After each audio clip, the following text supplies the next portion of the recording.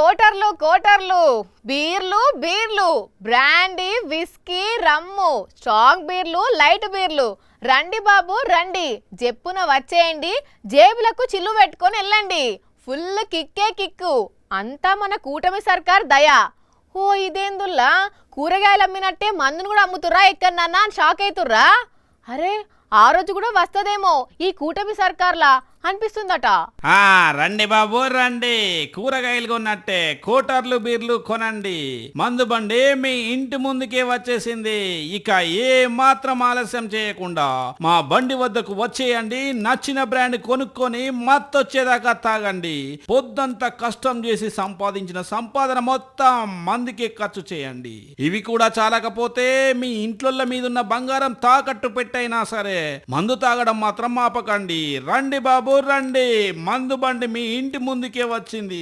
చంద్రబాబు నాయుడు గారు అధికారంలోకి రాగానే ప్రభుత్వ షాపులన్నీ తీసేసి మొత్తం తెలుగుదేశం వాళ్ళకి షాపులు పెంచి 3,900 షాపుల దాకా పెంచి 2,900 ఉండేటువంటి షాపుల్ని ప్రభుత్వ షాపుల్ని 3,900 దాకా పెంచి లిక్కర్ మాఫియాని రాష్ట్రంలో పెట్టి తెలుగుదేశం వాళ్ళకి నాయకులకు మాత్రమే వచ్చేటట్లుగా చేసి వాళ్ళ నాయకులు సంపాదించుకునే విధంగా చేశాడు చంద్రబాబు నాయుడు గారు. అర్థమైంది దానివల్ల ఏపీలో మొత్తం ఏరులై పారుతున్నది మందు. ఆ మందుతోనే తెలుగుదేశం పార్టీ నడుస్తున్నది. ఎందుకంటే మందు షాపులు నడిపేది దాదాపుగా మొత్తం టీడీపీలే. అందుకే వాళ్ళ జేబులు నిండాలన్నా వాళ్ళ పార్టీ నడవాలన్నా పబ్లిక్ ఎక్కువ తాగాలన్నట్టే చేస్తున్నారట.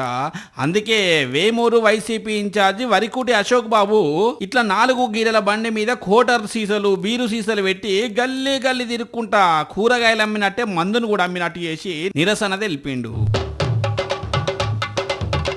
ఏపీలో ఇంకొన్ని రోజులైతే ఇటనే అవుతుంది కావచ్చు.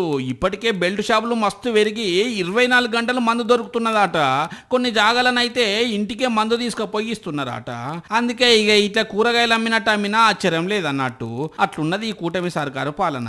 తక్కువ ధరకు మద్యం అని చెప్పి ఫుల్గా తాగతట్టి చేసి జనాల జేబులకు తూట్లు పొడుస్తున్నారు కదా చంద్రబాబు సారు అని అనుకుంటున్నారు పబ్లిక్.